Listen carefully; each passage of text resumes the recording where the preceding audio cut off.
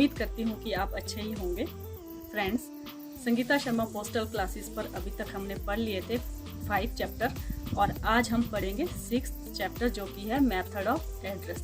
Friends, MTS exam में जितना syllabus ज़रूरी है मैं उतना ही कवर कर रही हूँ और इसलिए अलग अलग वीडियो बना रही हूँ ताकि आपको कोई कन्फ्यूज़न ना हो। तो मेरी शुभकामनाओं के साथ चलिए पढ़ते हैं method of address. Method of address. Friends, आज हम पता लिखने का सही तरीके के बारे में पढ़ेंगे। फ्रेंड्स, जब भी हम कोई आर्टिकल पोस्ट ऑफिस से भेजते हैं, चाहे हमारा पत्र हो, रजिस्ट्री पत्र हो या पार्सल हो, तो वो वापस ना आए, इससे बचने के लिए हमें उस पर सही पता और साफ सुथरे अक्षरों में लिखा होना चाहिए और पिन कोड का सही यूज़ होना चाहिए और वो पढ़ने में भी आसानी हो। इस बारे में अभी हम आगे यही पढ़ेंगे। तो चलिए देखते हैं। पोस्टल आर्टिकल यदि शहरी क्षेत्र में भेजना हो तो पहले हम लिखेंगे पाने वाले का नाम, व्यवसाय यदि कोई काम करता हो तो, मकान नंबर, गली नंबर, सड़क का नाम, मोहल्ले का नाम, पोस्ट बॉक्स नंबर यदि हो तो, डाकघर का नाम, पिन कोड, जिला और प्रदेश का नाम। फ्रेंड्स, अगर आपने पता भेजना हो गांव में तो हम किस तरीके से पता लिखेंगे, चलिए इसके बारे में देखते हैं। पहले हम लिखेंगे पता, पाने वाले का नाम, फिर पिता या पति का नाम। फ्रेंड्स, ये जो लाइन है ये अलग करती है आपका शहरी क्षेत्र में जो आप आर्टिकल भेजते हो उसमें पिता या पति का नाम लिखना ज़रूरी नहीं है और जबकि आप गांव में भेजते हो तो ये ज़रूरी है। व्यवसाय यदि कोई काम करता हो तो मकान नंबर, गली नंबर, गांव का नाम, डाकघर, पिन कोड, तहसील का नाम, जिला व प्रदेश का नाम। फ्रेंड्स, तहसील का नाम और जिला व प्रदेश का नाम लिखना ज़रूरी नहीं है अगर आपने पिन कोड सही लिखा हो तो। उचित स्थान पर पत्र शीघ्र पहुंचाने के लिए हमेशा ही पूरा व सही पता लिखा जाना चाहिए व पिन कोड का प्रयोग करना चाहिए।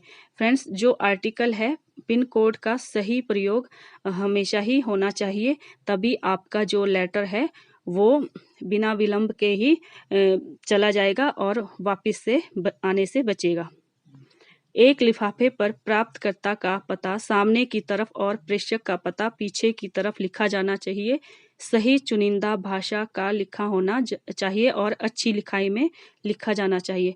फ्रेंड्स, सही चुनिंदा भाषा मीन्स की लोकल लैंग्वेज जो कि सबको समझ आती हो और साफ सुथरा लिखा होना चाहिए ताकि वो सही तरीके से जो डाककर्मी भी हैं उनको पहचान सके और उस जो एड्रेस है वो इतने अच्छे से लिखा होना चाहिए ताकि इसमें कोई परेशानी ना हो उसको डिलीवर करने में।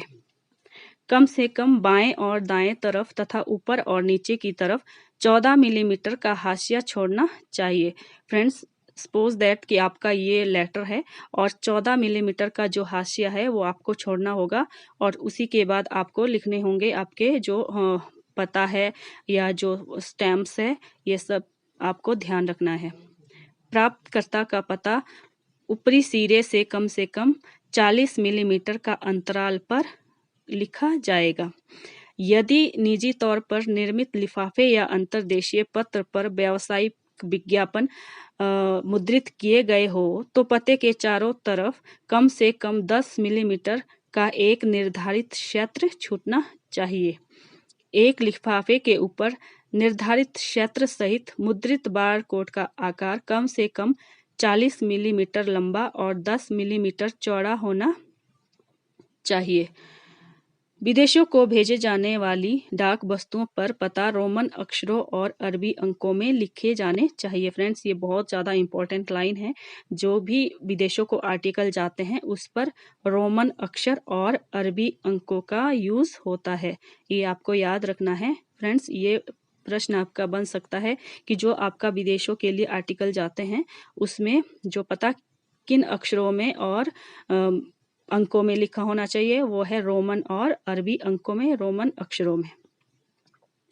राष्ट्रपति, प्रधानमंत्री और भारत सरकार के दूसरे मंत्री तथा उच्च अधिकारियों को यह सुविधा मिली हुई है कि भारत में अपने दौरे के समय वे जहां भी हो उनको डाक उन्हें दी जाए वहीं दी जाए। इस विशेषाधिकार के हकदार ऐसे उच्च अधिकारियों की एक सूची धारा 206 में मिलेगी।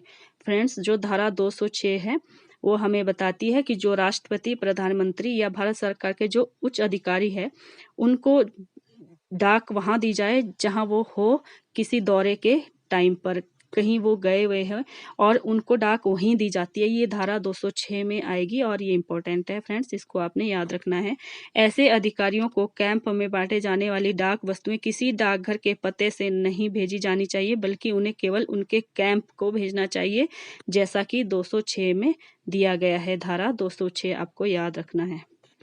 थल सेना और हवाई सेना में काम करने वाले रक्षा सेवा के कर्मचारियों को डाक 56 एपीओ और 99 एपीओ के माध्यम से भेजनी चाहिए। ये भी इम्पोर्टेंट है फ्रेंड्स, आपने याद रखना है कि जो थल सेना और हवाई सेना के कर्मचारी है उनको किस तरीके से डाक भेजी जाए। वो पहले डाक 56 एपीओ और 99 एपीओ के माध्यम से भेजनी चाहिए।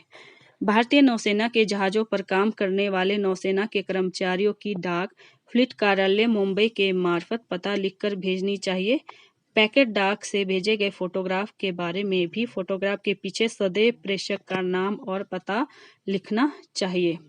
फ्रेंड्स, अगर आपको मेरा वीडियो अच्छा लगा हो तो please like, share and subscribe करना ना भूलें।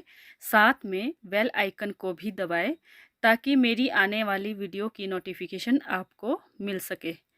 Take care and thanks for watching.